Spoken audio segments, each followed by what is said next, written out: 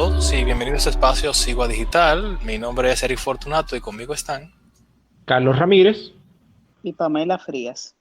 Señores, hay una nueva noticia con respecto a la Junta y usted sabe que ha habido unos problemitas ahí y son con los reubicados, porque hay gente que está viviendo aquí, que lo mandaron a votar para otros países y en Estados Unidos que lo están mandando a votar de extremo a extremo. Cuéntame de eso, Pamela. Bueno, ya ustedes saben, si por casualidad ustedes se fueron de vacaciones para Europa, se fueron a Estados Unidos a visitar un familiar o a Puerto Rico de shopping, verifique su recinto electoral porque muy probablemente lo manden a votar en uno de esos destinos. Bueno, está complicada la vuelta. No, pero a lo mejor Gonzalo le facilita ahí. Bueno, sí, el IDOSA le da el pasaje para que se vayan a hacer a ejercer su derecho al voto.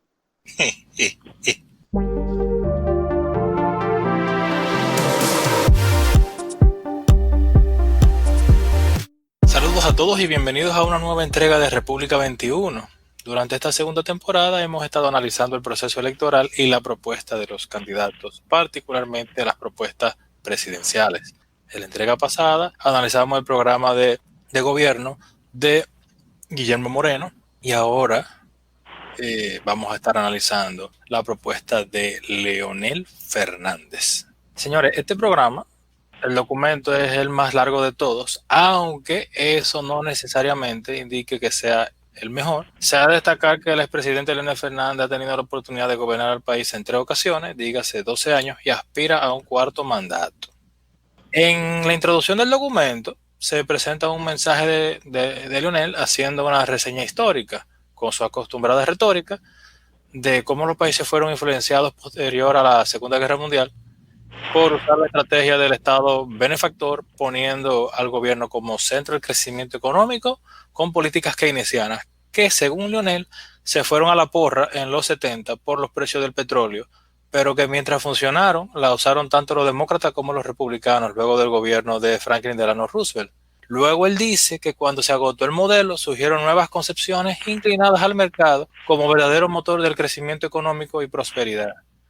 El famoso modelo neoliberal, expresado políticamente en los gobiernos de Ronald Reagan y Margaret Thatcher. Y dice que se usaron organismos multilaterales como el FMI y el Banco Mundial para diseminar este modelo en América Latina y el mundo. En el caso de Latinoamérica, se les denominó el Consenso de Washington, que pretendía corregir los desequilibrios macroeconómicos del keynesianismo, pero tuvo una debilidad al no considerar políticas sociales para compensar el efecto que tendrían las políticas de ajuste estructural. ¿Qué te parece esta reseña, Carlos? Eso es usual en su retórica. Él de verdad es un gran admirador de John Maynard Keynes. Aunque es una narrativa, si analizamos el análisis que hace Roberto Chakanowski, un economista argentino, respecto a la Gran Depresión y luego revisamos qué pasó después de la Segunda Guerra Mundial, es algo sencillo. Si tú destruyes toda la economía, en el momento que tú empiezas a reconstruir, tú vas a tener crecimientos geniales, fenomenales, y eso fue lo que pasó, más las mejoras producto de la guerra, o sea, digo la tecnología que se obtuvo durante la guerra, aplicada a los fines civiles, eso promovió una mayor productividad, que fue lo que explicó buena parte del crecimiento económico durante ese periodo.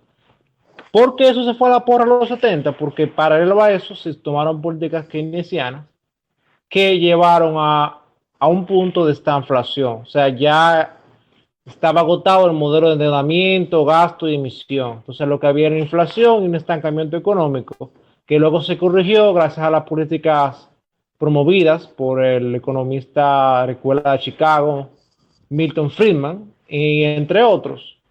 Y que estos fueron tomados en cuenta por Ronald Reagan y por Margaret Thatcher. El orden de decir Ronald Reagan, Margaret Thatcher realmente está mal. Fue Margaret Thatcher que inició con esta política de reforma y eficientización del Estado. Creo que Margaret Thatcher fue la que llevó esto más lejano y basándose ya en políticas antes promovidas por el economista austriaco Friedrich Hayek.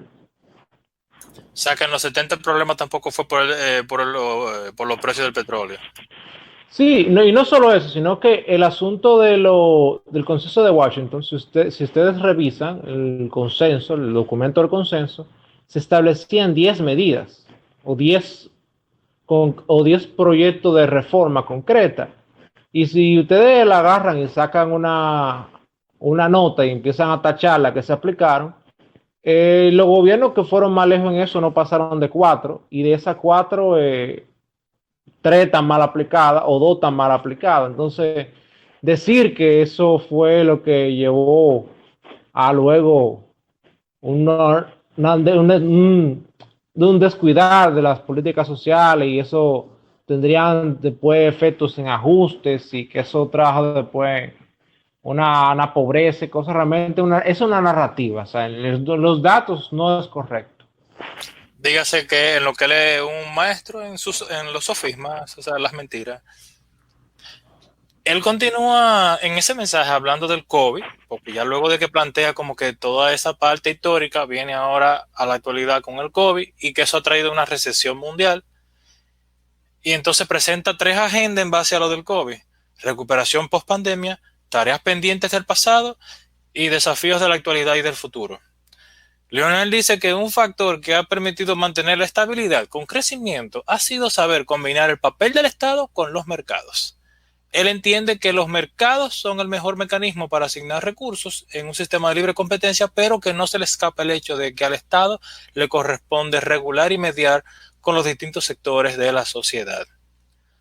Luego él dice que durante sus gobiernos no se inclinaron ni por un Estado desarrollista ni por políticas fundamentalistas de mercado, sino por un modelo ecléctico, dígase intermedio, de economía social de mercado. Pero a mí me resulta gracioso, pues los gobiernos de Lionel fueron precisamente desarrollistas, quizás no a nivel de Balaguer, pero lo fueron. Y se refiere a que optaron por un modelo ecléctico de economía social de mercado. Pero vayan a ver ustedes, saben que ese modelo es precisamente el que se desarrolló en Alemania posguerra y que su principal propulsor fue Alexander Rostock, que fue que acuñó el ministro ese que le gustaba a todo el mundo de neoliberal. Él fue que lo acuñó. Y para nada tiene que ver con las medidas que se tomarían y que se tomaron para liberar los mercados. No sé si tengan algún comentario ahí. No, y en el caso del modelo intermedio alemán, se basaba en una apuesta de políticas sociales desde el Estado, pero a la vez dejar al libre emprendimiento que tomara las decisiones de inversión. Entonces no era realmente un modelo, digamos, todo keynesiano puro.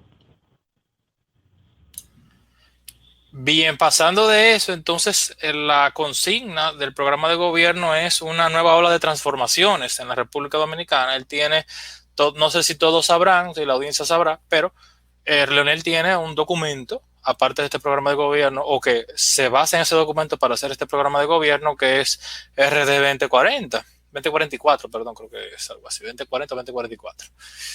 Entonces, él tiene 7 pilares aquí en este programa de gobierno, en base a esa visión que él tiene del futuro de la República Dominicana. Esos 7 pilares, 7 ejes son el fortalecimiento del Estado de Derecho, garantizando el crecimiento, la estabilidad económica y unas finanzas públicas sostenibles, avanzando hacia un nuevo paradigma de capital intensivo, innovación y productividad, creando condiciones para el bienestar de los ciudadanos dominicanos, caminando hacia un país más tranquilo y seguro, construyendo la infraestructura, mira aquí RD 2044, protegiendo el medio ambiente y los recursos naturales.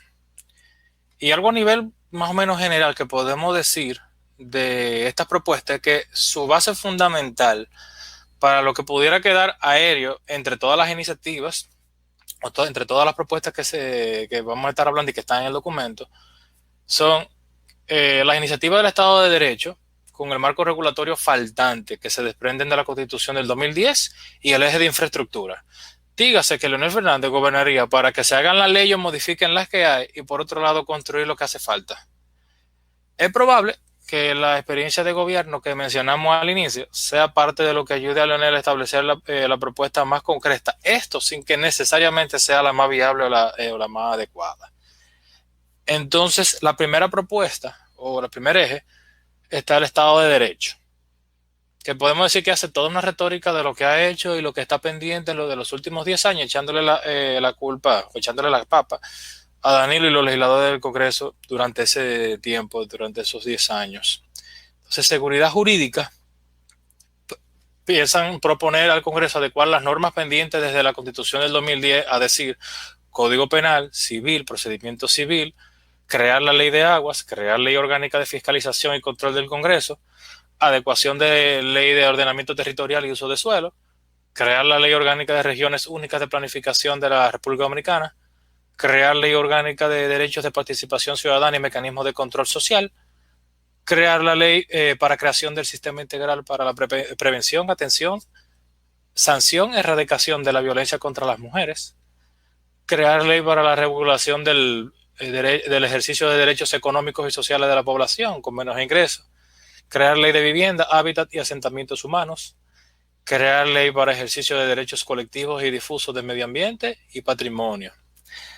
Algunas de estas leyes habría que ver la real necesidad y enfoque que tengan, ya que esa constitución entiendo que calqueó el modelo español, que ahora mismo está gobernado por socialistas que tienen nexos a Venezuela, y nuestros políticos tienen muy buenas relaciones con el chavismo, y eso me preocupa un poco. Aunque pudieran haber leyes de estas necesarias, como las que permitirán referendo y plebiscito, el Código Penal, el civil, etcétera, y la fiscalización del Congreso. ¿Qué tú opinas, Pamela? Como tú dices, ciertamente habría que ver qué tan pertinentes serían algunas de estas leyes, porque entiendo que quizás con algunas modificaciones a códigos más generales, como por ejemplo el Código Penal, Código Civil, pudieran sanearse algunas de estas leyes.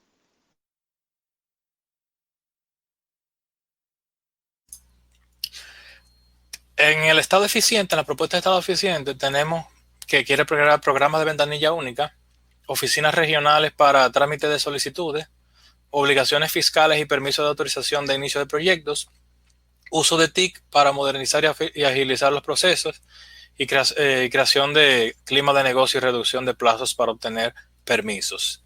De ahí pasamos al eje de bienestar de los ciudadanos. Y aquí en el bienestar de los ciudadanos también hace toda una retórica, una narrativa, o sea, comienza a describir una serie de problemas diagnósticos para entonces caer en cada una de las propuestas.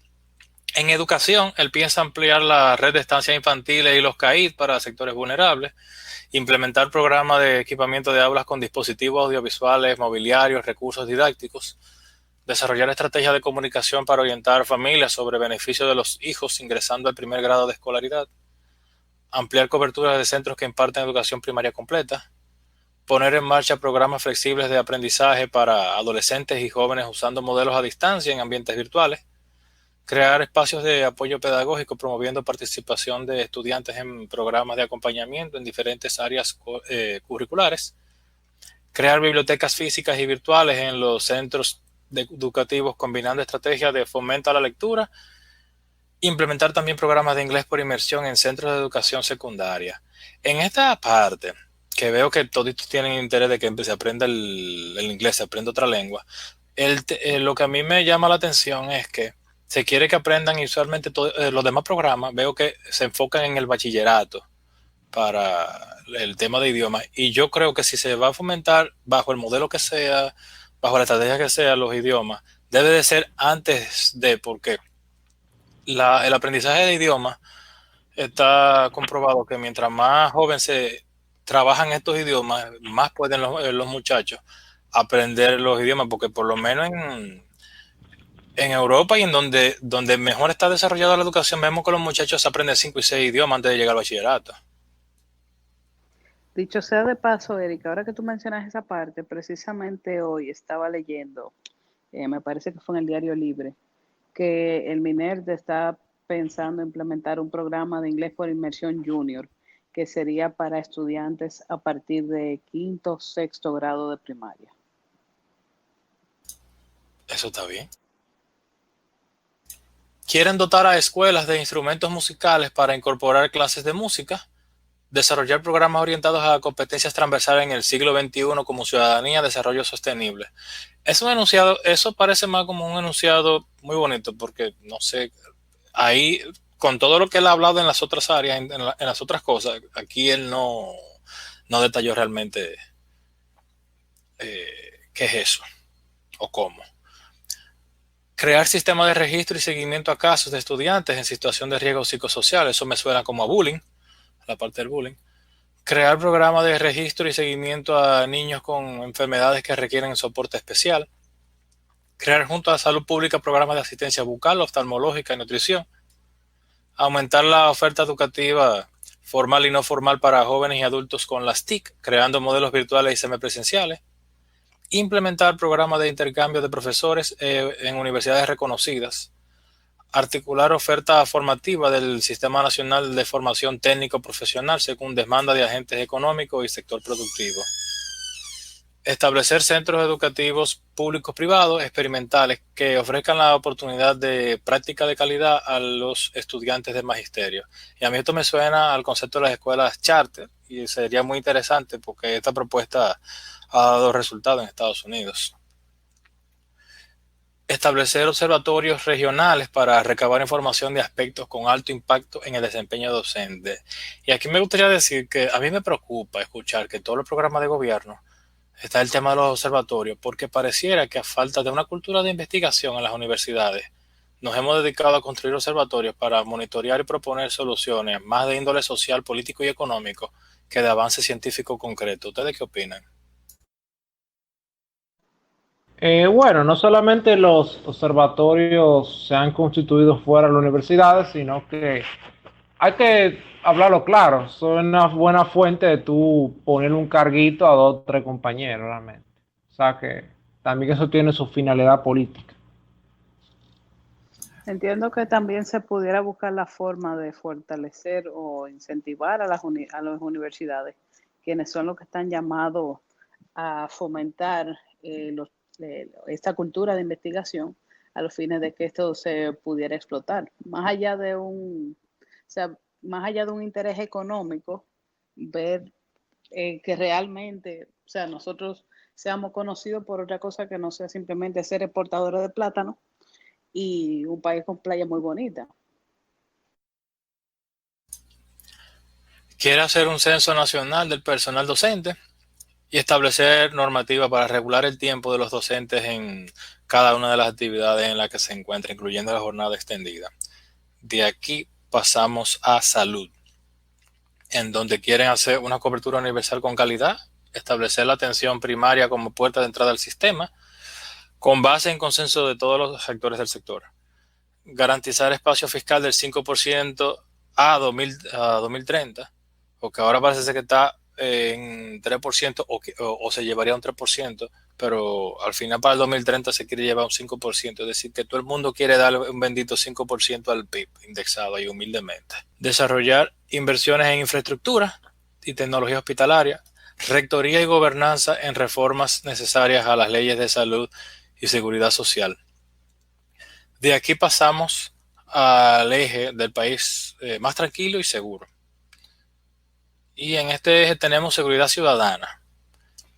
En la parte de seguridad ciudadana, él habla de una prevención de 3 niveles. Toda la población, vulnerables y personas con historial delictivo. Entonces se quiere rediseñar el Ministerio de Interior y Policía, agrupando las instituciones que forman el sector sin que se dupliquen funciones, donde este ministerio quedaría a cargo de la política de prevención. Siguiendo la línea de la prevención, integrarán a este ministerio como parte del pacto social a la comunidad, donde van a tener vecinos, sociedad civil e instituciones de seguridad ciudadana que van a estar en colaboración con el Ministerio de Interior y Policía. ¿Cómo? Con los programas Hogar Protegido, Escuela, Colegio Protegido, Negocio Protegido, Barrio Protegido. En Hogar Protegido parece que ellos van a desarrollar una app para que la gente pueda en la comunidad interactuar, y dentro del plan Hogar tienen también a Mujer Segura y pretenden asignar mujeres policías para violencia doméstica. Y de hecho me resulta curioso algo que se queda incompleto en esta parte, y es que quieren promover una cultura de igualdad de género en centro educativo con objetivo de inculcar una nueva generación que, puntos suspensivos, y ahí se queda. De esto mismo de hogar seguro, hogar protegido, quieren hacer un programa de defensa personal para mujeres, un mapa de riesgo de sitios inseguros, incorporar en los observatorios indicadores sobre violencia de género, hacer campañas de sensibilización, incluir en el presupuesto de seguridad partidas destinadas a género. Entonces, en escuelas seguras, escuelas y colegios, en este plan de seguridad para las escuelas, ellos quieren implementar un sistema de transporte escolar piloto para llevar a los estudiantes desde sus localidades en una parada hasta los planteles escolares y que sean supervisados por personal capacitado. Y se van a elaborar también programas para reducir el desarrollo de bandas juveniles y pandillas y que evite la deserción. Lo único que no habla en detalle de esos programas. En negocio protegido quieren hacer un marco regulatorio para esa parte y formalizar un marco regulatorio para las empresas que dan seguridad privada, para colaborar con ellos y que puedan proveer una mejor seguridad contra el hurto, el robo a los locales comerciales y tener esa vigilancia antidelito con también un código de conducta y tener entonces dispositivos de última generación, globo de vigilancia, drones, cámaras para reducir el riesgo de los ciudadanos. No sé si tenían algo ahí antes de seguir con el barrio protegido. A mí me parece que una buena parte de esas propuestas tienen un parecido al asunto de seguridad perimetral del diputado José La Luz. No sé, como que tienen un cierto aire de eso. Esa reestructuración del Ministerio Interior para que esté en contacto con toda la comunidad de vecinos y eso, es muy parecido a esa propuesta. En barrio protegido, atiéndete esto entonces, van a tener centros de seguridad vecinal donde van a estar coordinando con las instituciones de seguridad para recuperar los espacios públicos. Eso es el primer punto en barrio protegido. Entonces, el segundo punto es el Consejo de Seguridad y Defensa Nacional, que es una figura jurídica que no se ha usado, y entonces él va a estar llamando mensualmente a ese consejo para convocarlos en diferentes regiones cada vez, de las regiones que tiene el país. Él lo va a convocar para dar énfasis a esas regiones y los problemas de criminalidad de esas regiones y establecer entonces la política de seguridad usando el Consejo de Seguridad y Defensa Nacional. Punto 3, creación del Centro Nacional de Criminología. Punto 4, la profesionalización de la Policía Nacional. Y aquí entonces piensa modificar la ley orgánica e implementar los planes que están contenidos en la Estrategia Nacional de Seguridad Ciudadana. Piensan mejorar las condiciones de trabajo y establecer un fideicomiso para promover la construcción de un sector policial y evitar la delincuencia en los barrios. Destacamento provisto de tecnología a nivel nacional. Y de ahí pasa a reformulación de la policía municipal, donde quieren firmar acuerdos con la liga municipal para eso. Creación de una escuela de capacitación de policías municipales. Creación del programa de la Escuela de Seguridad Ciudadana Comunitaria. La incorporación de la seguridad privada a la Estrategia Nacional de Seguridad Ciudadana. Punto 5, la creación de los observatorios de seguridad regional. El punto 6, instauración de las mesas de trabajo y resolución de conflictos en los barrios. Punto 7, recuperación de los espacios públicos. Punto 8, el fortalecimiento de la seguridad vial, y ahí sí te recordará un poquito del diputado, y es porque quieren extender el sistema de circuitos cerrado de televisión, CCTV. Quieren tener un sistema de patrullaje diurno para la recolección de vehículos estacionados en zonas prohibidas, uso de semáforo inteligente para la mejoría del tránsito terrestre, agilización del tránsito mediante mapeo de la zona congestionada, Punto 9, asistencia vial y fiscalización de vehículos. Punto 10, creación del Viceministerio de Prevención del Delito. Y de ahí, no sé si tengan algo antes de yo pasar a infraestructura. Eso del Viceministerio de Prevención del Delito me suena un poquito redundante. O sea, hemos visto en reiteradas ocasiones en esta propuesta que se busca eliminar la duplicidad de funciones. ¿Es realmente necesario ese viceministerio? Buena pregunta. A Probablemente que... mí, a mí lo que me llamó la atención, ¿los semáforos inteligentes van a hacerlo con el cronómetro o van a hacer por fin ya semáforo inteligente? Buena pregunta. Sí, porque hasta ahora la inteligencia de los semáforos, tú estás pendiente, ves qué tanto tiempo te queda para ver si tú aceleras de golpe o qué tan paciente tú debes de ser. Y a ver si te da tiempo de llamar al coquero, ver si el que vende cargador de celular te consigue uno y regatea con él. Básicamente eso es lo que nos permite los semáforos inteligentes que tenemos instalados en la ciudad. Ya pueden saber. Bien. En el eje de infraestructura, que aquí es donde se la luz, o sea, si el programa está abultado, es porque primero él dice un chin de las leyes que hay que hacer de los diagnósticos, pero en infraestructura ahí es que él se la desvive. Y le iré mencionando por regiones de las cosas que él quiere construir para que después los amigos oyentes pues puedan profundizar en el documento si lo desean buscar y leer. Ahí van a ver de todas las provincias todo lo que quiere construirse. En el Cibao Norte, 11 carreteras, una ampliación de carretera, una vía de conexión municipal, 2 circunvalaciones, una marina portuaria, 3 estaciones de autobuses urbanos, autopista del Atlántico, corredores turísticos, corporación portuaria. En la región Osama, reestructuración de la avenida Mella, circuito de interconexión vial Santo Domingo Centro, plan de estacionamientos públicos, red maestra del Metro Santo Domingo, líneas 3, 4 y 6, ampliación del corredor vial del 27 de febrero, acondicionamiento y redefinición del aeropuerto internacional La Isabela y su entorno, puerto marítimo y de turismo de barcaza en la ribera del río Osama, rescate y saneamiento de la cuenca, desarrollo del nuevo eje vial norte-sur.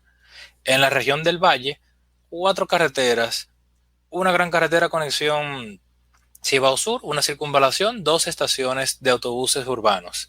En la región Iguamo, 14 carreteras, un puerto turístico, Sabana de la Mar, un circuito de interconexión vial, 3 estaciones de autobuses urbanos, remodelación de Puerto Iguamo, estaciones de vía ferroviaria, línea este. Si ustedes se sienten como si estuvieran en el Palacio de los Deportes o algo así, como un discurso de Leonel, arriando las masas, es normal, es normal. Región Enriquillo, 16 carreteras, una circunvalación, un teleférico, una marina portuaria, 4 estaciones de autobuses urbanos, un atracadero de pesca, 5 puentes municipales. Región Cibao Nordeste, 15 carreteras, 3 circunvalaciones, una marina turística, 4 estaciones de autobuses urbanos, 5 puentes municipales. Región Noroeste, 15 carreteras, 4 puentes, 3 estaciones de autobuses urbanos, un aeropuerto, el de Montecristi, un teleférico, estaciones de vía ferroviaria línea este. Cibao Sur, 5 carreteras, una circunvalación, 2 estaciones de autobuses urbanos. Región Valdesia, 2 carreteras, 2 reviales, 4 puentes municipales, 2 circunvalaciones, una marina portuaria, 3 estaciones de autobuses urbanos y un bulevar turístico, el de Baní, renovación, puerto de Jaina. Y por último, a ver, me falta Cibao Nordeste, creo. 15 carreteras, 3 circunvalaciones, una marina turística, 4 estaciones de autobuses urbanos, 5 puentes municipales. Ojalá no lo haya repetido. Y región Yuma, 3 carreteras, 2 puentes, una circunvalación, un atracadero Valladolid, 2 estaciones de autobuses urbanos, red de conexiones viales, puerto ecoturístico y estaciones de vías ferroviarias, línea este. Pamela, te toca. Bueno, antes que todo quería comentar que a nivel general me gusta mucho la forma en la cual el candidato por la Fuerza del Pueblo utiliza las estadísticas para presentar sus propuestas y entiendo que eso es algo que otras propuestas, las propuestas anteriores que hemos analizado hasta ahora, no han sabido aprovechar, sobre todo de los partidos opositores. Por ejemplo, Luis Abinader y el mismo Guillermo Moreno recalcan a lo largo de su propuesta, que tal cosa está mal, que tal cosa es deficiente, y podían haber aprovechado, tirar cierto numerito ahí y con eso crear un impacto entre los votantes, porque por un lado da a entender que están haciendo su tarea y que tiene buen manejo del tema. Y atrae su atención y dice, mira, no sabía que nosotros teníamos tal problema en tal área. Y esta persona aparentemente está dispuesta a resolverlo, o por lo menos así lo plasma en papel. Entonces, en cuanto a las propuestas que presenta Leonel Fernández en el ámbito de política exterior, hay algunas que me gustaría resaltar, como por ejemplo la apertura de misiones exclusivamente con fines comerciales, no solamente con nuestros socios tradicionales, sino también con nuevos socios potenciales, que en este caso serían la República Popular China y el sudeste asiático en sentido general. Me gusta mucho esto porque así nos evitaríamos tener que abrir embajadas, ya que esos son países con los cuales en algunos casos tenemos relaciones diplomáticas. No obstante, no tenemos ni comunidades dominicanas, ni tenemos un flujo de turistas provenientes de esos países, pero con los cuales tenemos un intercambio comercial significativo, y la apertura de estas misiones comerciales pues permitiría que sea más dinámico. Habla también de la reorganización de las concurrencias de las embajadas, es decir, no todos los países con los cuales tenemos relaciones diplomáticas necesariamente tenemos en una embajada allí apostada, sino que, por ejemplo, actualmente la Embajada de la República Dominicana en Qatar tiene la concurrencia con el Líbano y con Kuwait, que son países con los cuales tenemos relaciones diplomáticas. Y podría ver si quizás esa embajada pudiera expandir esas concurrencias a otras, o simple y llanamente cerrar una embajada X y abrirla en otra localidad en la cual quizás República Dominicana tenga una mayor presencia, sea porque tiene una mayor comunidad o porque tiene un mayor intercambio comercial. En lo que respecta al Ministerio de Relaciones Exteriores como tal, habla de hacer procedimientos de evaluación de desempeño, lo cual se supone debe de hacerse, y tengo entendido que se hace a lo interno del ministerio, tanto para los funcionarios de carrera administrativa como a los funcionarios de carrera diplomática. Ahora bien, que no se tomen las medidas necesarias ante personas que quizás estén faltando en sus funciones, ya eso es otra cosa. Pero en principio, estas evaluaciones de desempeño se están haciendo. Habla también de la homogeneización e institucionalización de la escala salarial, que era lo que estaba mencionando cuando estábamos examinando la propuesta de Guillermo Moreno, de que sí, ciertamente, por lo menos en el caso del servicio exterior, el salario es según el rango diplomático. No obstante, este salario no necesariamente se corresponde con el costo de vida del país en el cual está destinado el funcionario diplomático o consular.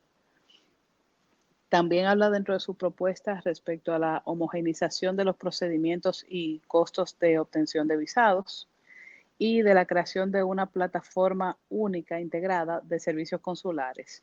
O sea que básicamente a través de esta plataforma, los dominicanos que se encuentran residiendo en el exterior pudieran solicitar renovación de pasaporte, cualquier documento notarial ante un funcionario consular, eh, solicitud de protección o de ayuda, e inclusive también se pudiera utilizar en el caso de los extranjeros para solicitudes de visado.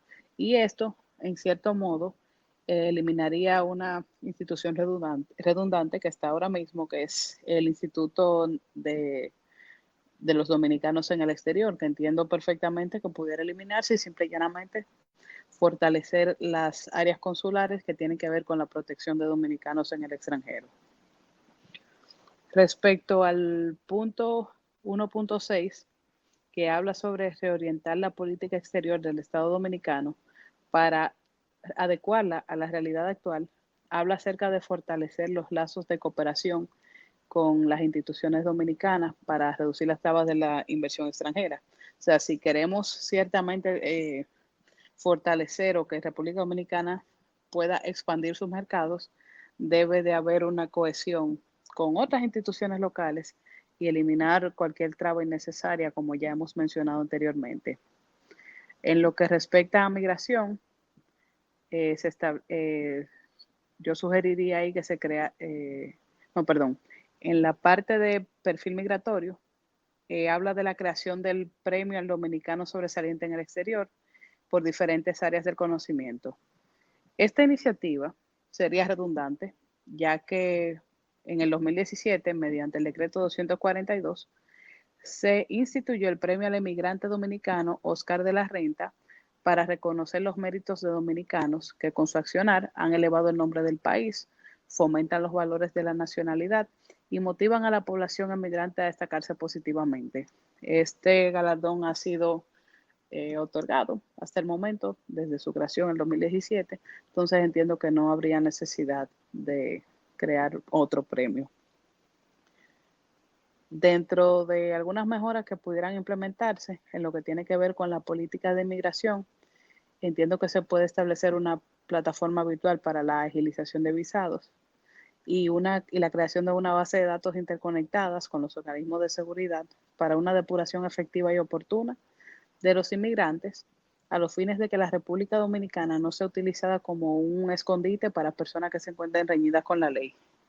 Esto lo digo porque no todas las misiones diplomáticas tienen los recursos tecnológicos necesarios para hacer una depuración oportuna y muchas veces tienen que enviar las solicitudes de esos visados a la sede central y desde aquí, desde la Cancillería, es que se toma la decisión de si se emite ese visado o no y hacen todo el proceso de depuración.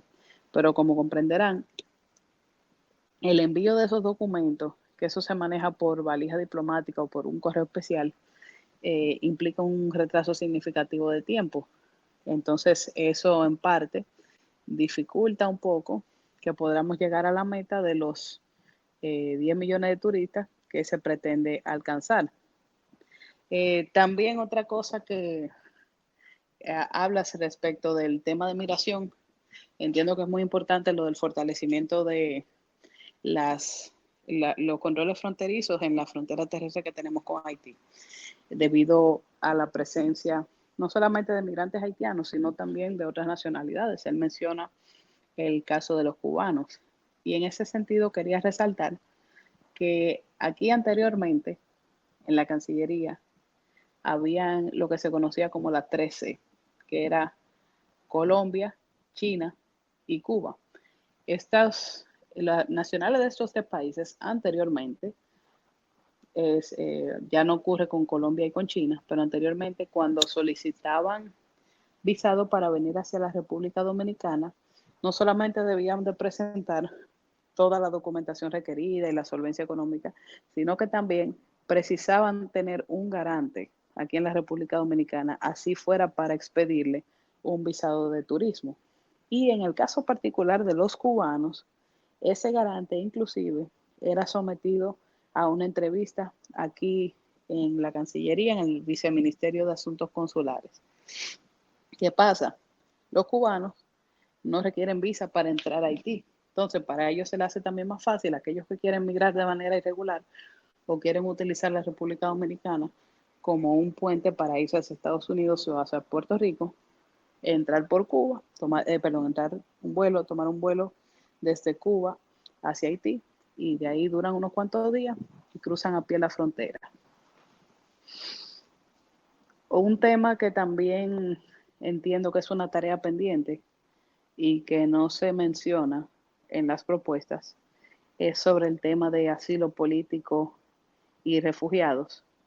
La que tenemos actualmente es un poco cerrada y me ha llamado a preocupación cómo hay algunas propuestas que se muestran muy condescendientes, por decirlo de alguna manera, o muy pro organismos internacionales, lo cual muchas veces pudiera ir en el detrimento del país, porque como había manifestado anteriormente, hay compromisos en los cuales no estamos en condiciones de asumir porque no tenemos los recursos adecuados para suplir a nuestros nacionales, como un tema de vivienda digna, educación, acceso a servicios básicos. Si no lo tenemos para los nuestros, mucho menos podemos ofrecérselos a un extranjero que viene, independientemente de que sea una situación especial. Sí, y hay todo un riesgo con eso, y no sé si tú, por ejemplo, has visto, hay un documental con respecto a los refugiados en Europa, y no sé si los que nos escuchan hayan visto ese documental y otros datos de que hay también otros intereses que se mueven con los refugiados, que si bien es cierto hay gente que necesita, que está pasando por una cierta crisis, pero hay todo un tema detrás de eso que ha impactado negativamente a Europa y a nosotros. América Latina no necesita que lo impacte con más nada.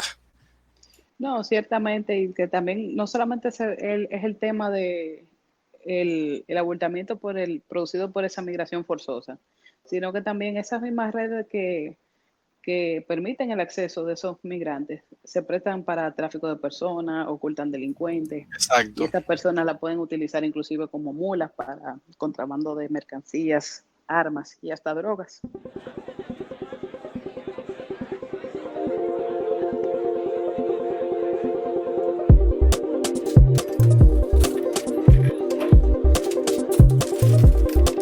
Saludos a todos, bienvenidos a Bagatela, en donde trataremos de traer un tema de interés económico y financiero, nacional o internacional, y tratarlo de forma llana y que todos entiendan el fondo y las implicaciones del mismo.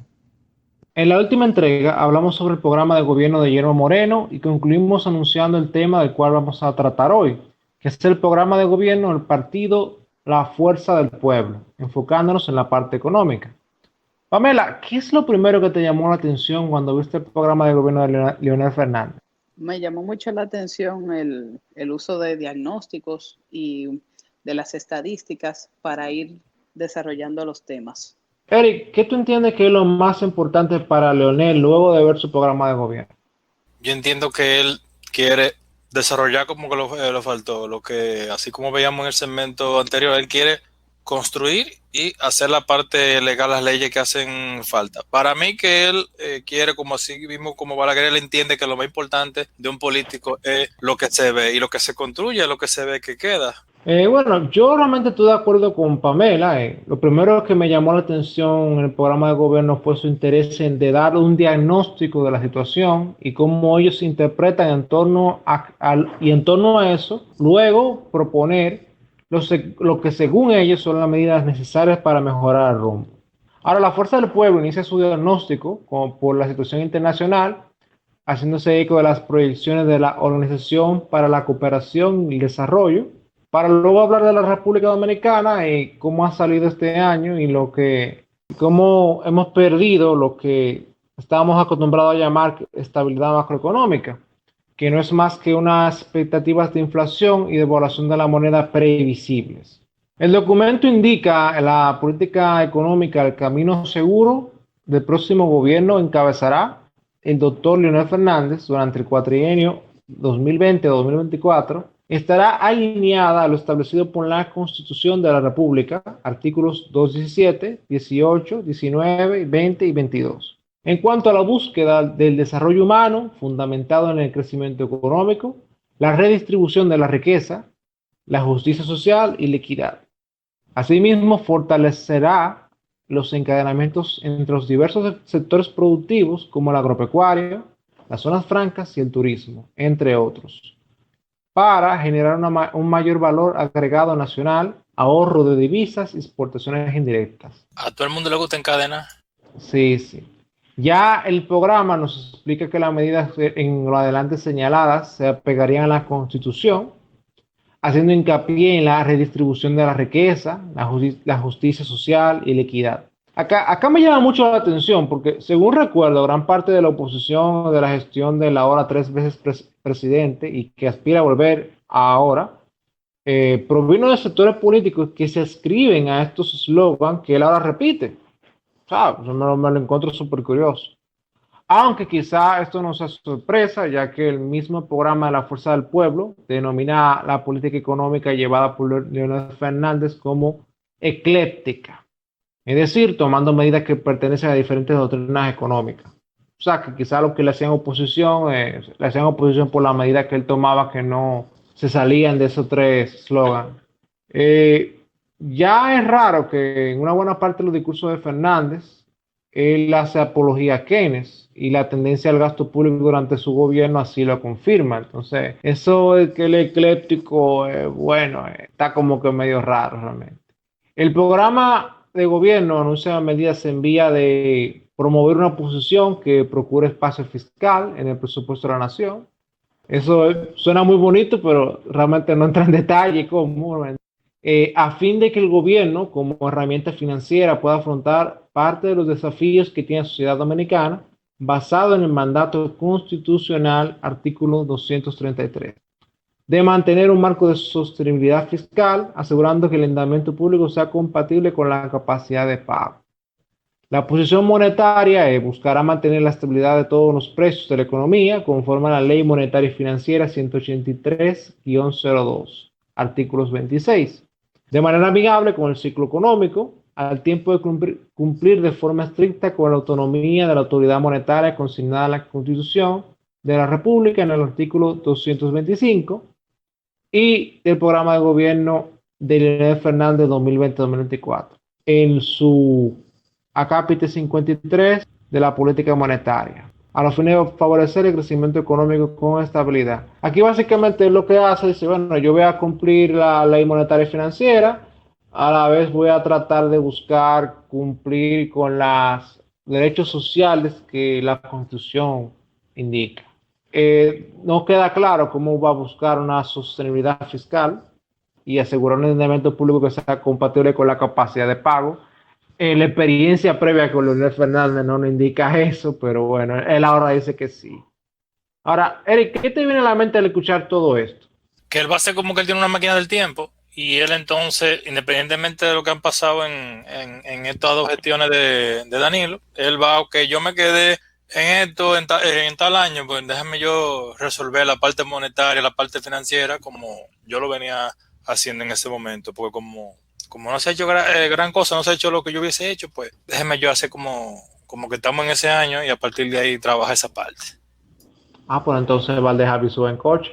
Bueno, ya las iniciativas que propone van por promover que se arribe un pacto fiscal como acuerdo sociopolítico cuya agenda incluya la creación de una regla fiscal sencilla y flexible que permite el crecimiento del gasto, sea consono con el crecimiento del ingreso, mejorar las recaudaciones, pero también impulsar las inversiones y el empleo, a la vez de crear un programa de formalización tributaria que permita aumentar la base de contribuyentes, que incluya implementar un programa de simplificación de trámites para pequeños contribuyentes del área de industria, servicios y agropecuaria, que incluya declaraciones del ITEVIS trimestrales y una herramienta de contabilidad simplificada, provista de forma gratuita por la Administración Tributaria.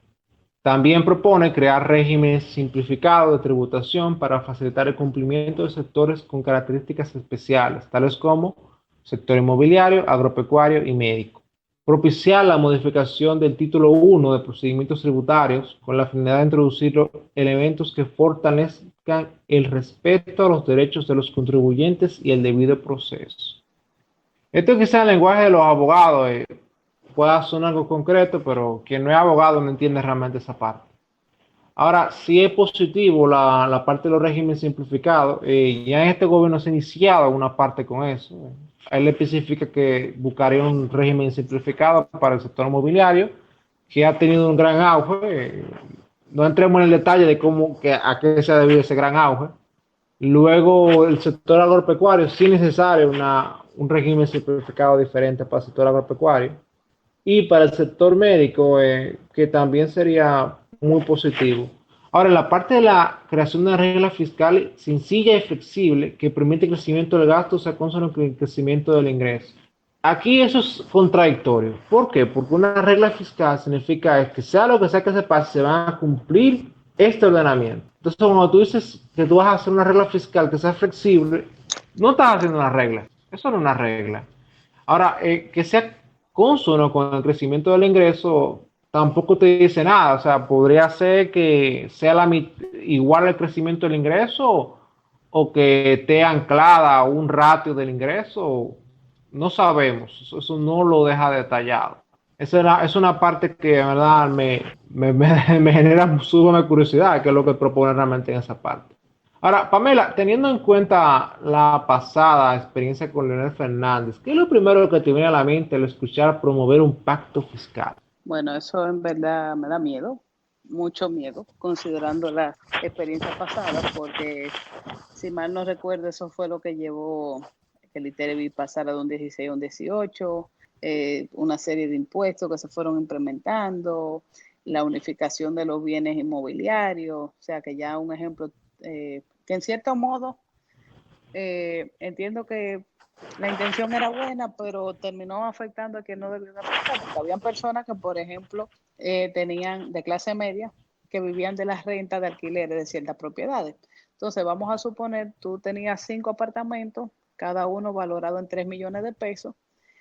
Como estaba por debajo del monto de la exención, que eran de unos 7 millones, pues entonces tú no pagabas impuestos por ese apartamento. Pero entonces, esos lo que hicieron fue que unificaron la totalidad de los bienes que tú tenías. Entonces ya tú no estabas pagando en base a 3, sino en base a 15, porque te sumaban el valor de los 3 inmuebles y tú comenzabas a pagar el IPI por el excedente de esos 15 millones respecto del 7 que estaba exento. Entonces tú dirás, bueno, pero con una persona que tenga 5 apartamentos, ciertamente puede pagar esos impuestos, no necesariamente, porque considerando la situación económica y la realidad de la mayoría del dominicano, puede ser que pase 1, 2, 3 años con un apartamento vacío sin poderlo alquilar porque no hay quien le pague el precio que está pidiendo en alquiler, y mientras tanto los gastos le siguen corriendo, entre ellos el pago de esos impuestos. No, y cuando tú te vas a eso, al aspecto de las empresas, eso es muy distorsionante, porque una gran corporación que tenga una gran cantidad de inmuebles, entonces tú al impuesto sobre la renta que tú detienes, entonces el valor de esos inmuebles, tú tendrás que calcularlo arriba entonces de esos impuestos, y eso incrementaría significativamente la carga fiscal. Es incluso distorsionante, es un impuesto distorsionante. Y la recaudación, cuando tú lo ves en términos ya macro, es marginal, realmente. Incluso eso es obligado a que pasen dos cosas. Primero, que las empresas creen otras empresas de carpeta a la cual ellos ceder sus bienes inmobiliarios y ellos simplemente pagar el alquiler a esa empresa. De forma que el pago del alquiler lo reducen de su impuesto, y entonces los impuestos que pagaría eventualmente esa empresa que tendría esos bienes es mucho menor de lo que inicialmente tendría que pagar la empresa original teniendo sus inmuebles. Eso es una cosa, y también se ha llevado a la subvaluación de los bienes inmobiliarios. O sea, es sabido que una casa que vale 7 millones de pesos, le ponen un valor por debajo del límite, le ponen que vale de 1,5 millones para evitar ese impuesto. Sí, Entonces, pero eso en cierto modo la DGI lo tiene amarrado, porque ellos siempre van a utilizar el valor más alto. O sea, tú puedes tener, ellos tienen dentro de vamos a decir, dentro de su registro, un valor específico para un inmueble que ahora mismo me parece que está en un proceso de actualización, y tienen el valor en el cual se hizo el contrato de la compra o la venta del inmueble. Y en ese caso ellos toman el valor más alto de esas dos, o sea que como quiera que sea, ellos siempre van a buscar la forma de no salir perdiendo. claro, claro. Pero realmente un impuesto que ha sido distorsionante, y del Estado no debería estar poniendo impuesto al patrimonio realmente. Eso no es la misión. Porque cuando tú lo tiras en términos de efectivamente cuántos impuestos tú estás pagando, si tú pagas impuestos en torno a los bienes inmuebles que tú tienes, la tasa quizás real que tú pagues sea muy alta para la mayoría de la población. Ahora, conociendo a Leonel Fernández, cuando él habla de un pacto fiscal, eso viene con un palo acechado. Algún que otro impuesto aumentará, pero en este momento decir a la clara eso en este momento no causa gracia ni a los votantes de izquierda. Y nadie quiere que le hablen de aumento de impuestos en este contexto de coronavirus y crisis, nada, nadie quiere nadie quiere que le hablen impuestos. Pero no somos Leonel y por ahí viene. Ahora, en el torno del gasto público, las iniciativas del equipo de Fernández son fortalecer el Sistema Nacional de Planificación de Inversión Pública, regulado por la Ley de Planificación de Inversión Pública número 498-06, aprobada en el gobierno de ellos. Habría que ver por qué no empezaron a hacer eso en su propio gobierno, pero bueno.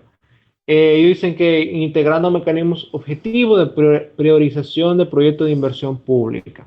Aplicar el nuevo sistema de información de gestión financiera estatal, el CIGEF, haciendo énfasis en su interoperabilidad y generación de información para el control de la gestión. Crear un consejo de productividad con asistencia técnica de organizaciones internacionales, con un rol asesor en revisiones estratégicas del gasto público y evaluaciones ex post de su impacto.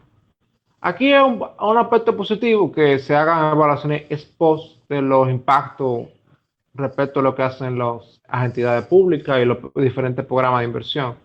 Eso en teoría, habrá que ver si realmente la práctica se lleva. Ahora, Eric, ¿qué te parece esto? ¿Te parece esto un compromiso claro de mejorar la calidad del gasto o un mareo típico de Leonel? Su mareo, como dice la canción, teatro, es puro teatro. Sí, o sea, que la verdad está difícil de creer, viniendo de él realmente. Ahora, en el sector agropecuario, la Fuerza del Pueblo propone estimular la innovación, investigación, generación de transferencia de tecnologías y promover su validación para elevar la competitividad del sector con el apoyo de instancias como CONIAF, EDIAF, IBI, CEDAF y HAT, entre otras. Apoyar la formación y capacitación de recursos humanos en el sector de desarrollo del programa agroseguro para apoyar a los pequeños y medianos productores a través de la garantía, mitigando las pérdidas causadas por eventos climáticos y biológicos. Ahí habría que ver si vía el Banco Agrícola organizarían ese agroseguro. Está por verse realmente la concreción de cómo sería ese agroseguro. Lo otro es la reestructuración del Consejo Nacional de Agricultura y los consejos regionales. Lograr la representación del sector en los organismos de políticas económicas, o sea, Junta Monetaria, Consejo Económico y Social. ¿Y cuántos consejos hacen falta? Es el asunto. No sé si habría que modificar la ley monetaria y financiera para que los organismos del sector agrícola puedan entrar, tener representación ahí. Esa parte habría que estudiarla realmente. Aquí él promueve la revisión del DERECAFTA en condiciones más favorables para nuestros productores y productoras. Apoyo estatal de la tasa de interés y seguro agropecuario para pequeños y medianos productores y productoras. Formalización de exenciones fiscales y tributarias de la agropecuaria. Establecer un programa de construcción y mantenimiento de pozos tubulares y lagunas en zonas de escasa pluviometría. Pamela, ¿no te parece conocida una de estas propuestas? Como que alguien lo mencionó antes. Sí, una de las propuestas me parece conocida y fue mencionada fuera de los escenarios dominicanos, que es la revisión del DERECAFTA, aunque en esta ocasión no era el DERECAFTA, sino el NAFTA, que Trump quería revisar la propuesta para que fuera más justa, porque él entendía que se estaba favoreciendo mucho a los mexicanos y a los canadienses. Vamos a ver si le sale esa vuelta con Trumpito. En serio, sí, pero Leonel quiere privar. Sí, pero realmente no hay que irse afuera, ¿no? De los programas de gobierno que nosotros hemos analizado, se parece mucho a uno esa medida. Ah, sí, también. Interesante que esas dos personas tengan esa coincidencia. Bueno, ahora algo coinciden. Sí, quizá no coincidan en el estatus legal de que debería tener uno. Tú. Ahora, siguiendo con las medidas económicas del programa de la Fuerza del Pueblo, en el sector industrial, las iniciativas van por estimular la internacionalización de las empresas industriales mediante la promoción de mayor acceso al financiamiento a largo plazo, seguros y garantías para los exportadores, financiamiento blando para la reconversión industrial, maquinarias y bienes de capital, estímulos a las exportaciones no discriminatorios entre industrias por estar radicadas dentro o fuera de zonas francas, sino concederse sobre la base de la generación de empleos o crecimiento exportador deseado. facilidades y exenciones fiscales para importar productos deben concederse por igual para la compra de productos e insumos locales, ya que el propósito no es promover importaciones, sino hacer más eficientes las industrias, las cadenas industriales y promover las inversiones. O sea que Facilidades para la... no se va a favorecer entonces de ciertos rubros de la Junta Agroindustrial y como el ajo y así. Bueno, sigue con las facilidades para la adquisición de maquinarias y equipos que le conceden nuevas inversiones. Deben extenderse para la modernización de las industrias existentes para mejorar la productividad de todas las industrias. Pamela, ¿te das cuenta de algo en estas propuestas? Se parece bastante a una propuesta un tanto paternalista que estuvimos viendo en una de las entregas anteriores. Sí, sí. Ahora, pese a llamar a una mejoría del Estado de Derecho y la institucionalidad, estas propuestas van muy por la vía de incrementar el número de beneficios y exenciones del Estado a favor del sector productivo, pero sin dejar claro las reglas para entrar a estos programas. Es decir, los mismos podrían darse casi de forma discrecional y con riesgos de que se profundice un corporativismo aún más enclavado en los favores políticos. Ahora, siguiendo con el turismo, él propone, Leonel Fernández, la creación del Comité de Conservación y Manejo de Playas, el establecimiento del programa de regeneración y mantenimiento de playas con alto volumen de visitas, creación de un Consejo de Desarrollo Turístico y Manejo de Crisis, expansión de programas de formación técnico-profesional y de educación superior para el área del turismo, aumento del número de agentes del CESTUR, la seguridad turística, para mejorar los niveles de seguridad en las zonas turísticas. No sé, ¿no sería mejor mejorar la seguridad en general para que todo el mundo esté seguro en el país? Dejo ahí la... Ahora, Eric, ¿qué te parece esta medida? Perdón, recuerda, Carlos, que nosotros tenemos la República Independiente de Punta Cana. O sea que... Sí, la República Independiente de Punta Cana. Ahora, habrá que ver, hablar con el príncipe de la República Independiente de Punta Cana, a ver qué él opina de ese programa realmente. Ahora, Eric, ¿qué te parece estas medidas para el sector turístico? ¿Le falta algo? Yo no sé qué otro consejo le faltará, pero ahí, si siguen por lo menos todavía en amistad, va a tener suficiente ahí el actual ministro de Turismo, van a hacer de todo ahí. Bueno, no creo que él lo deje en el cargo, la verdad. Pero bueno, yo creo que quizá le falta crear un consejo para crear los consejos que hagan falta. Quizás es una buena medida. El Consejo de Reforma del Sector Turístico. Sí, ese sería el nombre que le pondrían quizás. Ahora, él sigue que para las medidas para los exportadores, propone fortalecer el fondo de reembolso de impuestos al consumo de los exportadores y crear un mecanismo eficiente de la devolución. Revisar el tratamiento fiscal respecto a la deducibilidad de los costos incurridos en el exterior de las empresas exportadoras. Llevar a cabo un análisis de competitividad de la oferta de servicios profesionales y especializados demandados por los distintos sectores de la actividad exportadora. Mamá, ¿tú crees que los exportadores necesitan esto o le vendría mejor otra medida?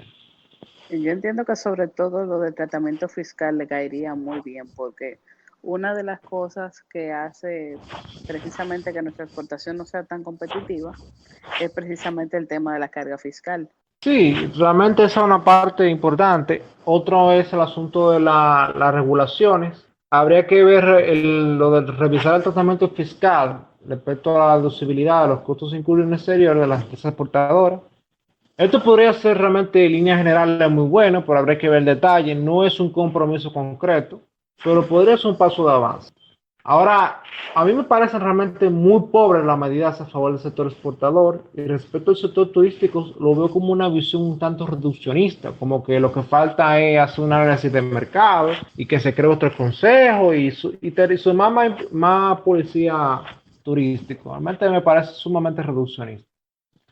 Ahora, en lo referente a la inversión extranjera, ellos proponen mejorar los aspectos institucionales que dificultan el proceso de inversión extranjera, que sea expedito y con la suficiente seguridad jurídica para generar confianza en el inversionista.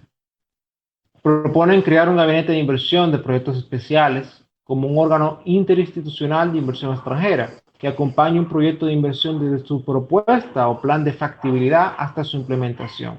que analizando los procesos gubernamentales para la eliminación de trabas, ofertar garantías de estabilidad tributaria en un periodo de tiempo razonable en función del tipo de proyecto de inversión. Revisión y adecuación de la ley 1695 que rige la inversión extranjera en República Dominicana. Dentro de las medidas, incluir se encuentra la creación de un registro de inversión cuyo objetivo sea garantizar a los inversionistas las condiciones originales bajo las cuales se realizó su inversión. Atención a todos, atención a todos. En estas últimas propuestas vemos un claro ejemplo de copy-paste, el cual podrán detectar si escuchan nuestros anteriores programas o si revisan los programas de gobierno y su orden de entrega ante la Junta Central Electoral. ¿Quién diría que Leonel aplicaría el copy-paste a las propuestas? Pero mira, Sumamente interesante. pero a mí me resulta curioso este gabinete de inversión, porque ¿para qué entonces está el Centro de Importación y Exportación? También. De hecho, el programa se refiere al Centro de Exportación e Inversión, pero no especifica que este va a asumir esas funciones. Ahora, esto que él propone, realmente lo propuso uno de los candidatos que nosotros anteriormente hemos analizado. Si revisan el orden de quienes entregaron su programa de gobierno en la Junta Central Electoral y revisan esas medidas, se darán cuenta quién fue que las propuso. O sea que eso fue un ejemplo de copy-paste maestro. Y viniendo de Leonel, realmente me parece súper interesante. Ahora, entre otras medidas que Leonel Fernández apuesta por impulsar la economía naranja, son la creación de otro consejo. Pero este consejo es un Consejo Nacional de Economía Naranja, con la finalidad de estructurar y monitorear un plan de políticas públicas que impulse iniciativas de dicho sector para los próximos 10 años. Habrá que ver si ese consejo luego de 10 años lo elimina o sigue existiendo otro 10 años más. Bueno, eso habría que ver. Pasan los 10 años y después él saca otro, o pone a alguien, un testaferro, un paladín, qué sé yo, y entonces en el programa dice, no, que no se hicieron nada en los 10 años, entonces ahora voy a aplicar lo que tenía que hacer el Consejo Naranja. También. O simplemente lo dejan funcionando, como dejaron funcionando una comisión que era para la reforma del Estado, que si esa comisión para la reforma del Estado, se reforma el Estado, luego de reformarlo, tú debes eliminar la comisión. Esa comisión tiene todos los años el mundo y bueno, eso por ahí imagino. Ahora, él sigue, dice crear un marco institucional para el crecimiento de la economía naranja. La economía naranja, para los que no son muy conocedores de los últimos trends en la economía, es básicamente una economía basada en la cultura, ocio, gastronomía y moda. Es básicamente promover las industrias referentes a la gastronomía, o sea, restaurantes, la comida típica nacional, el bofe, todas esas cosas, la moda, el ocio, las actividades culturales que hay en el país y eso, o sea, que los turistas vengan a participar en los carnavales, eso entra dentro de la economía naranja. Para que tengan más o menos una idea. Pero entonces no se hace falta que venga con tanta política pública de economía naranja, porque ya aquí, por ejemplo, aunque no se está haciendo quizá en toda la provincia, sino en el Gran Santo Domingo, pero ya eso se está haciendo por iniciativa privada. Bueno, es que él realmente le gusta que pese a que el sector privado haga algo, el sector público entiende que debe tener un papel preponderante. Esa es la visión de él. Lo demás es fundamentalismo de mercado y parafraseando el propio programa. Ahora, él propone la creación de un observatorio de la economía naranja. O sea, que no solamente habría un consejo de economía naranja, sino que habría un observatorio de economía naranja, con miras a obtener información oportuna y confiable para sobre la realidad de esta industria. O sea que el Organismo Nacional de Estadística está de balde, o sea, no puede realmente dedicar una oficinita a sacar las estadísticas de él. Realmente. Ahora, hablando de economía, habría que ver si ese observatorio de economía naranja tendría otras funciones. Por ejemplo, ver dónde se hace el mejor chicharrón de leche, donde venden el bofe con menos grasa y demás cuestiones por el estilo. Sí, su información es muy, muy importante. Ahora, Pamela, hablando de economía naranja, ¿te imaginas que el presidente Fernández recibiendo Omega en el Palacio para discutir las estrategias que desde el Estado se implementarán para impulsar la internacionalización del merengue de calle? Bueno, En vez de entiendo que con la existencia de plataformas como Spotify, YouTube, eso no sería muy necesario, pero si él busca Omega o Omega se aproxima a él para la internacionalización de merengue de calle, yo te apuesto lo que tú quieras que hasta en Hobilus se va a estar bailando merengue de calle. Sí, sería muy interesante esa imagen de Omega y Leonel. Ahora, si Bueno, Danilo ahora recibió a los entre, foques, si Danilo recibió a claro, los sí, foques, no veo por qué no pudiera recibirse a Omega, y más para la expansión cultural dominicana. sí, la buena cultura, la buena cultura. Ahora, entre las medidas a favor de los emprendedores que tiene Leonel Fernández está la creación del Instituto Nacional del Emprendedor. Esta institución, junto a la cooperativa del emprendedor constituiría, constituiría un Fondo Nacional del Emprendedor, que sería una propuesta que también iría de la mano con la ley de startups, que facilita la creación y puesta en marcha de este tipo de iniciativas, promoviendo la inversión privada. A mí me llama la atención que cuando quieren poner especial hincapié en alguna área, se crea un instituto o una comisión de eso. Eso la verdad es ya te enfermizo. Ahora, él sigue y dice que crearían un programa de desarrollo de incubadoras que proporcionen apoyo en forma de subvenciones para incrementar las capacidades de los emprendedores y aceleradoras para ayudar a hacer crecer las empresas emergentes. Además, el desarrollo del programa Dominicana Tech y la propuesta de ley de economía digital con el objetivo de promover el desarrollo de la cultura innovadora. Aquí interesante lo del programa de desarrollo innovadora porque no reconoce realmente lo necesario que es el sector privado en eso. O sea, sí reconoce que la ley de startup que reconoce que se necesita la inversión privada, pero en la parte de desarrollo de incubadora no. Cuando realmente aquí que de verdad el sector privado debería meterse. Y Que otros candidatos lo han abordado de mejor forma. Que de hecho sí, eso te iba a decir que me recuerda a otro programa de gobierno. El desarrollo del programa Dominicana Tech no queda claro a qué se refiere con eso. El nombre suena bonito en inglés, tú ves. Hay que ver realmente a qué se refiere con eso. Ahora, si él continúa con la propuesta de ley de economía digital con el objetivo de promover el desarrollo de la cultura innovadora, no sé si la industria de software nacional requiere una ley especial para ello, pero habrá que ver. Él sigue, continúa con la construcción y desarrollo del Corredor Tecnológico de las Américas, incluyendo el Campus de la Innovación y Campus.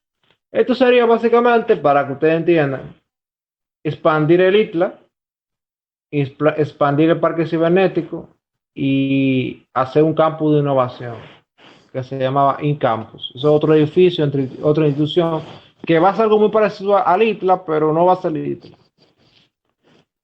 Otra propuesta que tienen ellos es realizar encuentros entre científicos, estudiantes, profesores y miembros de diferentes sectores de la sociedad para analizar cómo aportes científicos y tecnológicos pueden ser aprovechados para la mejora de la calidad de vida de la población. Suena muy bonito. Yo creo que eso se llamaba gobierno, no sé. Ahora, entre otras medidas, ellos proponen la inclusión financiera, aunque no detalla en qué consistiría. Al menos, él no indica dar préstamos al 6% anual a todos, como ciertos candidatos dicen en su programa. Yo creo que eso es positivo. Eric, ¿tú crees que los emprendedores y el sector de la tecnología, la información y comunicación, lo que requieren es lo anterior expuesto o requieren de otra visión? Requieren de otra visión. Lo que pasa es que suena muy chulo tú vender la idea de que tú vas a seguir innovando y como él ya, por ejemplo, hizo el ITRA, que es bueno, y de hecho todo el que sale formado del ITRA que vale la pena al final lo cosechan las empresas extranjeras. Pero la visión para el emprendimiento a base de tecnología y desarrollo de software y toda esa parte requiere de otra visión, y para que las cosas cambien la cultura empresarial de manera que se desarrolle software y se desarrolle un software diferente usando diferentes cosas, es otra cosa lo que tiene que hacerse para que las empresas se incentiven a que no se hagan lo mismo y que sea un asunto como, así como tú ves que la gente pega blog y el sector de construcción, que no sea lo mismo a nivel empresarial. Sí, correcto. Yo entiendo que realmente requiere otra visión, o sea, lo que los emprendedores específicamente los emprendedores de la industria del software dominicano, lo que requieren son mejoras respecto a la regulación de propiedad intelectual y procesos expeditos para registrar sus patentes de sus aplicaciones.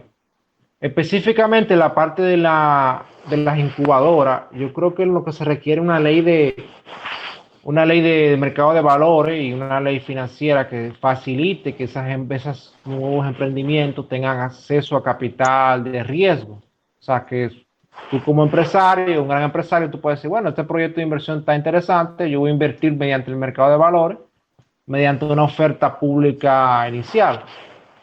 O sea, eso sería muy bueno para los emprendedores. Además que traería ya unir al empresario con experiencia a estos emprendedores, o sea, le daría un poco más de estructura, infraestructura.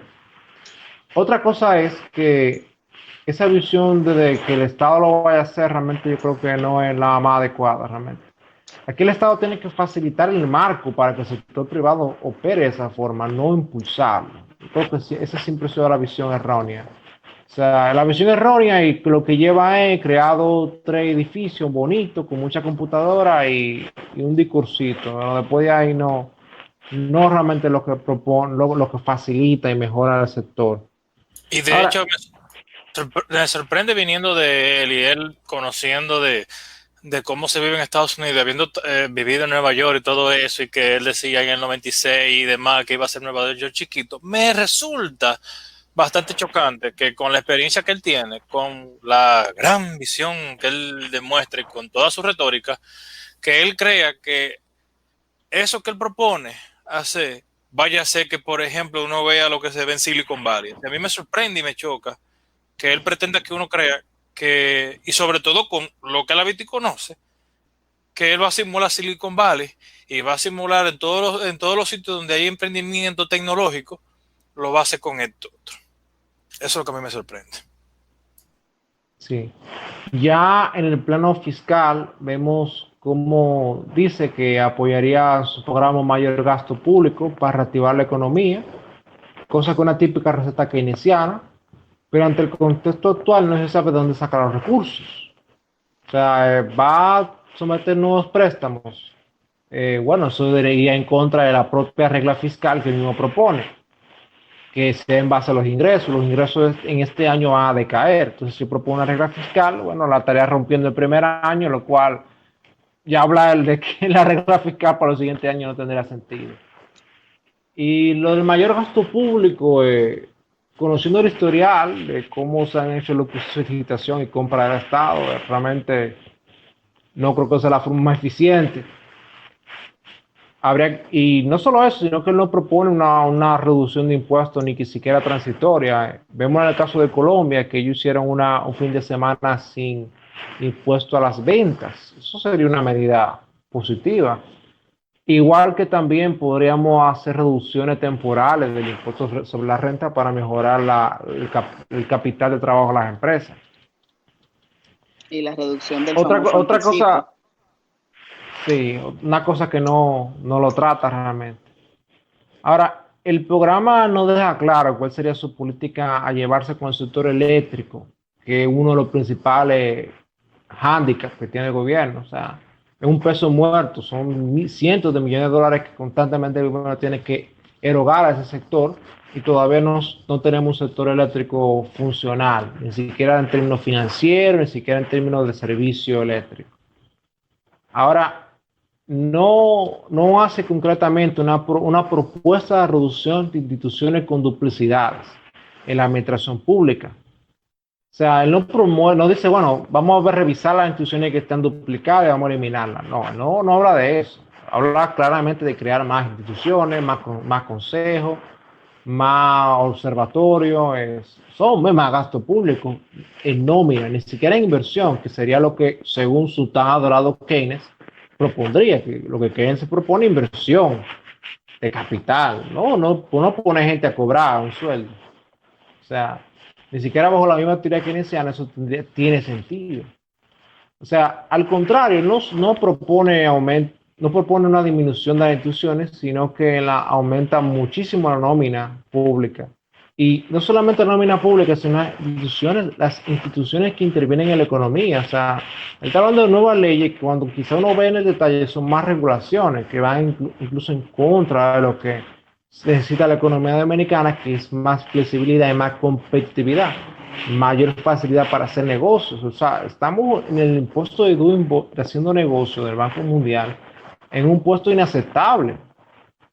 Estamos en un puesto inaceptable. Eso se debe mejorar. Y realmente no va por la vía necesaria. Ahora, Eric, ¿qué te parece en general este programa de gobierno en términos económicos? Escuchándote, la verdad que nada más te digo que te recuerdes que en parte de su consigna de campaña, él decía que el danilismo se va, pero la base se queda. Entonces, todos esos consejos y todos esos organismos que él va a crear es para poder darle comida a la base. Y por otro lado, tú tienes mucha razón.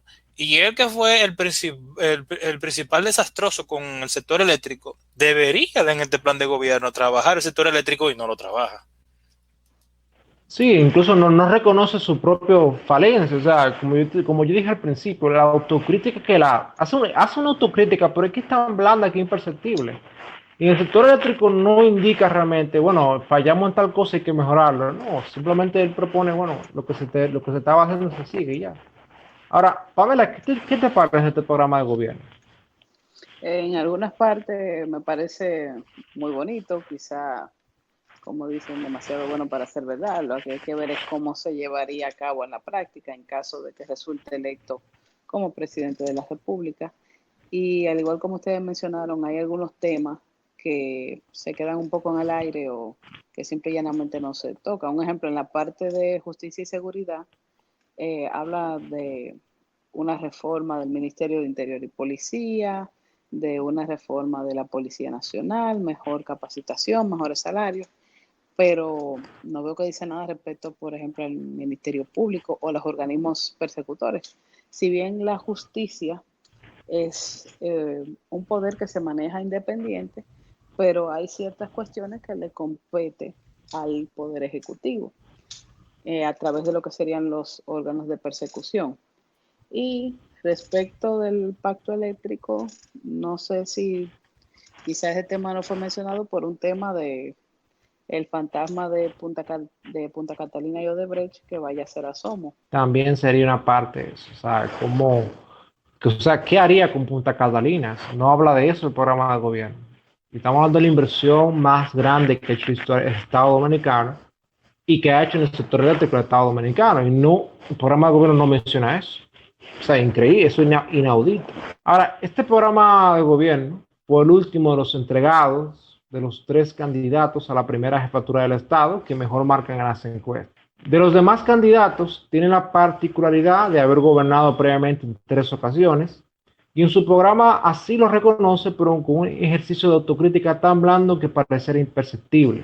Al final del documento, el expresidente Fernández cierra con la siguiente mensaje. Al entrar en la tercera década del milenio, la República Dominicana, en base a la aplicación de 7 pilares, puede transitar para un camino seguro, alcanzando una nueva ola de transformaciones para el progreso y prosperidad. Mensaje en el cual no podría estar más de acuerdo, ya que de ser electo, la República Dominicana transitará un camino seguro a engrosar el Leviatán y el progreso y prosperidad de la casta gobernante a costa de todos los dominicanos. Bien, señores, este fue el programa de Leonel Fernández.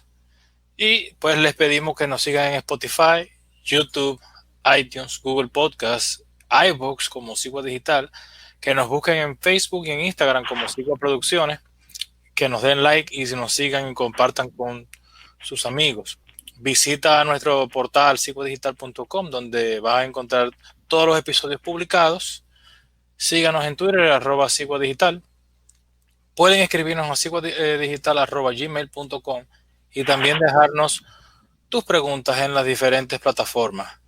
Les agradecemos por escucharnos y esperen el programa de Ismael Reyes, que va a ser como otro rompehielo. Hasta la próxima.